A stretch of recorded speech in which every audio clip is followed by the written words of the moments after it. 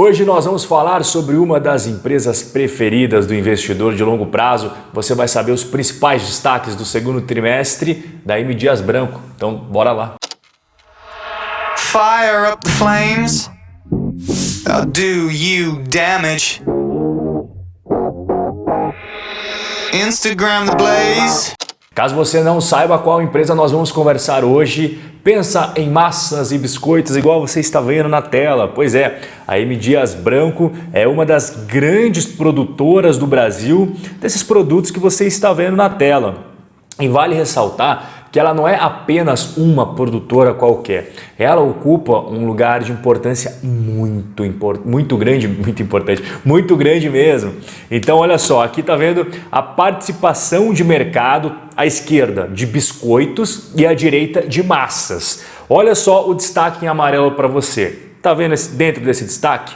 É a participação da M. Dias no market share, ou seja, a participação de mercado dela nos biscoitos é de quase 35%, assim como das massas. Isso é uma importância muito grande para a empresa, tá? Só que nem todas as regiões do Brasil têm o mesmo grau de importância. Algumas regiões ela é muito importante, outras nem tanto.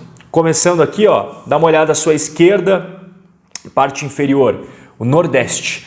O Nordeste é responsável por quase 60% da receita bruta da M. Dias, tá? Disparado, é a região mais importante. Em segundo lugar, em vermelhinho, você vê o Sudeste. Então a região Nordeste em primeiro lugar e Sudeste em segundo lugar são as principais. Agora, em questão de peso dos produtos, também temos um grau de importância. Aqui a gente está vendo que os biscoitos são os mais importantes para o balanço da empresa, seguido das massas, e em terceiro lugar, farinha e farelo. Margarinas e gorduras também, tal, vende, mas esses top 3 biscoitos, massas, farinha e farelo, nessa respectiva ordem.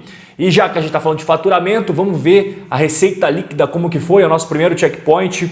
Então até destaquei em amarelo, teve um crescimento da receita de 22,2% comparado ao mesmo período de 2019. E quando a gente analisa o volume, que é o laranjinha, o risquinho laranjinha, também teve um crescimento de 19%, tá? Então nosso primeiro checkpoint é muito positivo para a M. Dias. Só que o investidor de valor ele vai sempre um pouco mais a fundo, né? E agora eu vou mostrar para você algo muito importante que é o quê? Capacidade de produção, as barras azuis e o seu respectivo nível de utilização, que é o tracejado azul clarinho.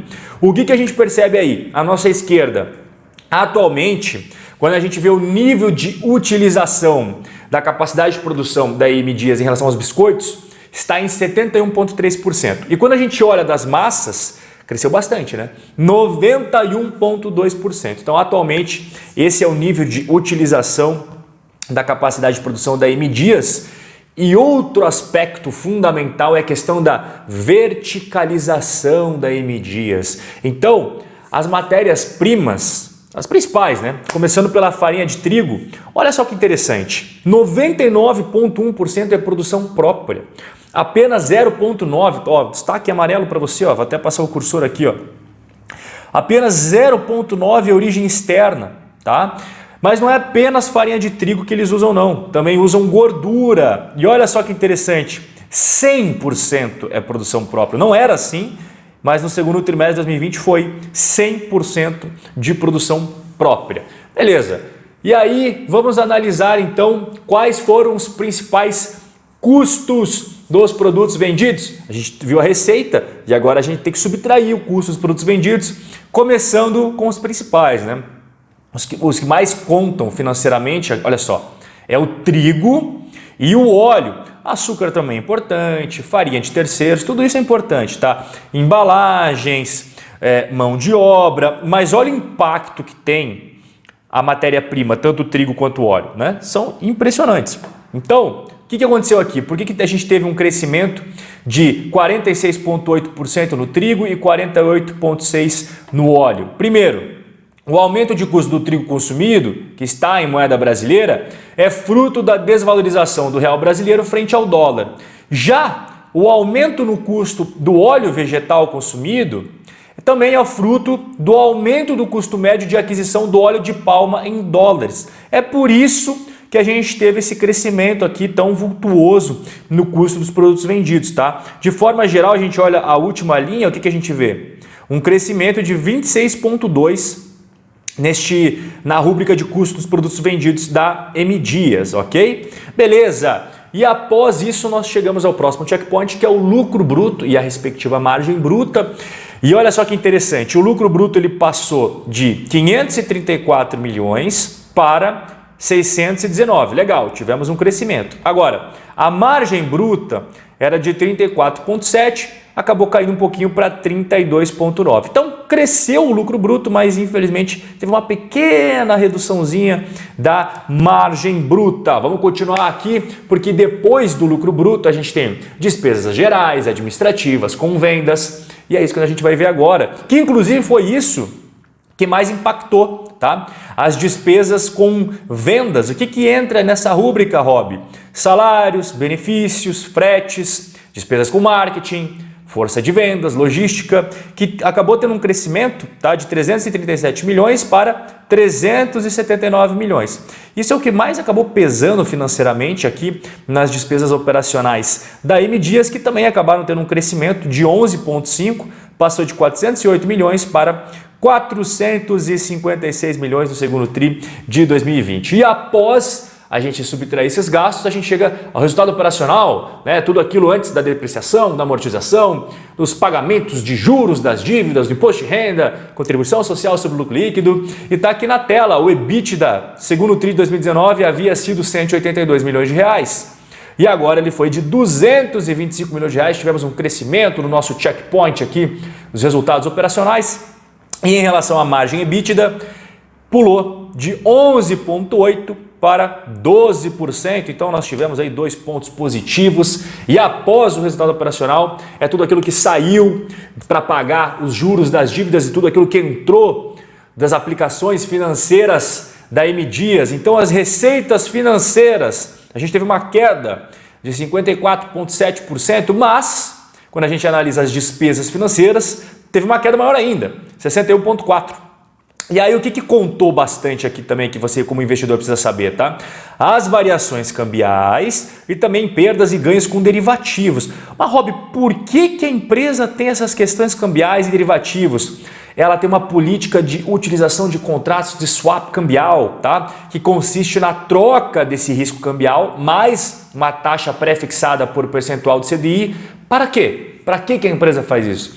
Para proteção dos financiamentos de importação de insumos e também do seu capital de giro. É por isso que você vai sempre encontrar essas rúbricas aqui dentro do balanço, dentro do demonstrativo de resultados da M Dias. De forma geral, resultado financeiro acabou melhorando, tá? Havia sido de 21 milhões negativo em 2019, passou para 2,7 negativo, segundo tri de 2020. E aí a gente chega para a última linha do balanço, que é o que todo investidor quer saber. Lucro líquido, segundo tri de 2019 era 100 milhões, passou para 152 milhões, segundo tri de 2020. Então o nosso terceiro checkpoint aí super positivo, crescimento bacana. E a margem líquida também cresceu, pulou de 6,5 para 8,1. Próximo ponto, a gestão da dívida. A gente nunca pode passar por isso, é fundamental você como investidor analisar. Então aqui o que nós temos? Em primeiro lugar, tá? Soma, caixa e equivalentes de caixa. É tudo isso aqui que está em verde, tá vendo? Beleza. E aí você vai subtrair tudo aquilo que está em vermelho, que é o endividamento total, tá? Dívidas de curto prazo e também as dívidas de longo prazo. E aí nós chegamos a uma dívida líquida de 332 milhões e 800 mil reais. Rob, isso é muito? Isso é pouco? A empresa está endividada? A empresa não está? É aquele indicador que eu sempre falo nos vídeos. Se você me assiste já sabe. Dívida líquida pelo EBITDA. E como é que está esse indicador atualizado da M Dias? Bom, ele reduziu bastante nos últimos trimestres, tá? Então, atualmente você tem o quê? Uma dívida líquida divididos pelo EBITDA dá uma razão de 0,4. Ou seja, você precisa menos de metade de um ano de resultados operacionais para pagar toda a dívida líquida. Isso é um endividamento super controlado, tá? É um endividamento super tranquilo. Esse indicador que você está vendo aqui na tela, quanto menor, significa que a empresa tem maior capacidade de pagar a sua dívida líquida. Beleza? Próximo ponto, fluxo de caixa, né? O oxigênio de qualquer companhia. E olha só, então aqui a gente começa com o caixa lá no último dia útil de 2019, tá? Era isso daqui, beleza. Então entrou tudo isso daqui, ó, no fluxo de caixa das atividades operacionais. Isso ao longo de 2020, tá? Não é apenas no segundo trimestre, é ao longo de 2020. Já adiantei o slide ali. Beleza. E aí a gente vê que, olha só, entrou 722 milhões de fluxo de financiamentos, né? E por quê? Vamos explicar para você por que entrou. Primeiro, a empresa fez captações e emissões de notas promissórias para proteção de caixa em virtude da quarentena, Covid e tudo mais, tá? E um ponto muito importante também é que atualmente de dívida bruta a empresa tem 1 bilhão e 800 milhões. Só que 52% disso, ou seja, 936 milhões, são passivos indexados em moeda estrangeira decorrentes da importação de insumos. Isso é muito importante você saber, tá? Isso daqui é poucos investidores que se atentam. Então, olha só, aqui está o final do período, como é que está o caixa, equivalente de caixa da M Dias. Próximo ponto, eu até dei uma palhinha agora há pouco, né? É a cotação da M Dias no longo prazo. Partindo aqui de 2006 até a data que eu estou gravando esse vídeo, as ações valorizaram na Bolsa Brasileira 448%, tá? A gente percebe que no longo prazo a empresa apresentou um crescimento interessante, teve momentos de alta aqui recentemente, momentos de baixa, né?